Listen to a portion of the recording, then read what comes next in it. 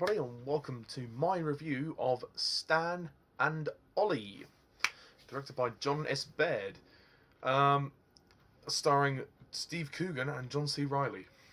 So, Stan and Ollie. This film is a dramatization of the events going on during the theatre tour of Stan, Laurel, and Oliver Hardy. And the film covers essentially their friendship, the trials and tribulations that go on at the time, and all of the events of the tour. And yeah, it came out recently in January, and I was invited to see it, so I'll review it for you.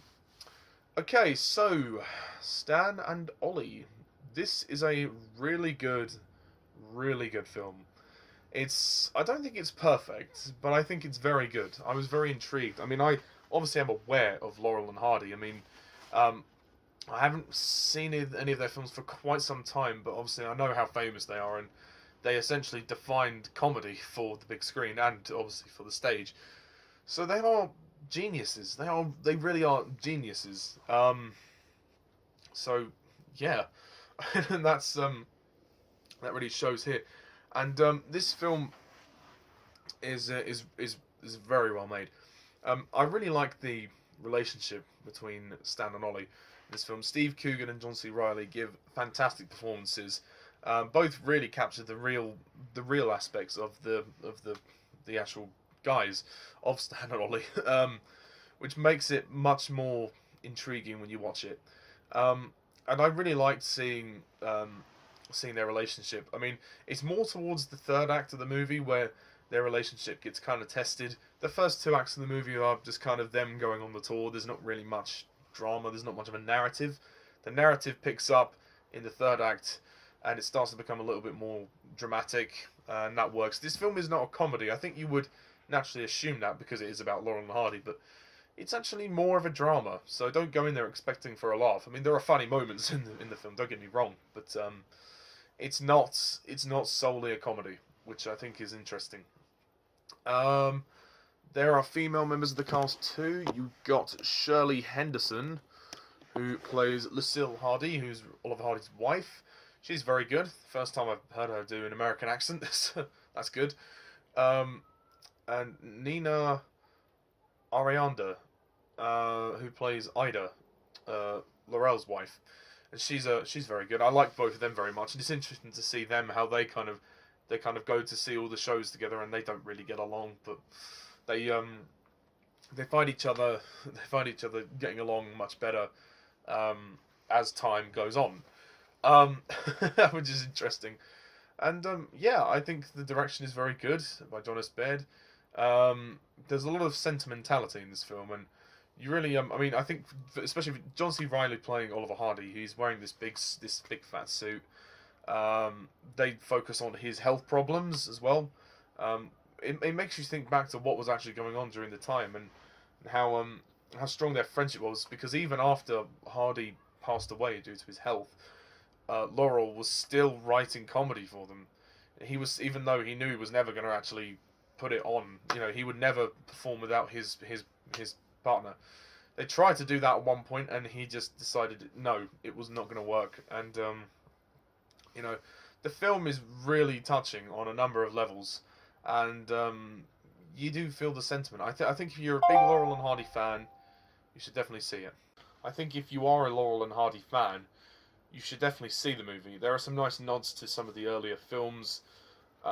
It's a very well polished film, I think, on a technical standpoint and on a script standpoint. Even though the first two acts, it does take its time. I mean, there are a couple of slow moments to the beginning. That's my only real criticism with this film, is that the first two acts do have a bit of slow pacing, and not much in terms of narrative. But as the film progresses, it does get better, and it's a very fulfilling, very satisfying, very thought-provoking biographical drama. And it's a very well-polished film. And I mean, the film's not long. It's 98 minutes. It's very short, but it's definitely worth seeing. And I like the music too. The music score is very good, and the production design, all of it looks great. And especially because they're traveling around in the 1950s, we go to a lot of different locations as well. around Scotland and Ireland and England. So there's bits of the UK scattered around here, and obviously there's moments that we begin the story in the 1930s in America, in a studio, with Hal Roach, played by Danny Huston, how he's trying to basically use them because he doesn't, he's trying to make, because they're appealing and they'll get money, and he's just discrediting them really, and then they decide to do away with him and go on their own spree, and it's interesting to see the journey since then. And the film doesn't actually start with Laurel and Hardy meeting as well, which I find very interesting. I thought it would be the entire origins, but no, it's not an origin story. It's the film assumes that you know who these two guys are, and that, I mean, how would you not know who these guys are? The film assumes that you know who these two guys are, and that you are pretty much up to speed up to that point with what they did. The film just shows you a small time capsule of the time they were there. And it's really wonderful. It's a wonderful film. Like I said, not perfect. I don't know if it's a film I'd watch again, but it does definitely make me respect the real life Laurel and Hardy a lot more. Also, stay for the credits. There's lovely footage in the credits. It certainly makes me appreciate them a lot more, and it makes me want to watch their films, the Laurel and Hardy films. So, in that sense, it does its job. The film does its job very well. But yeah, it's just a really nice film. So on that note, I'm going to close off by rating this film a 9 out of 10.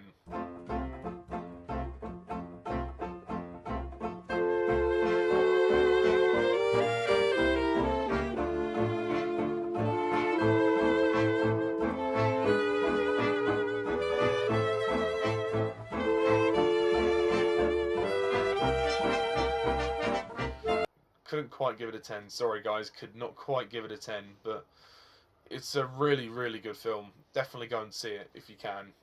Jack McCullough, shout out to him. Go and watch his review of this film. And yeah, stay tuned for more movie reviews to come. There are some new releases coming. The next big release, I think, is How to Train Your Dragon 3, The Hidden World, which has been about 5 years down the line. 5 years coming, so and it's the last How to Train Your Dragon movie, so that will be the next big review. That will come in a few weeks. Yeah, that will come in a few weeks. Yeah, stay tuned for that, folks. And until then, thank you guys all for watching. And as always, I'm Mr. TARDIS11. See ya.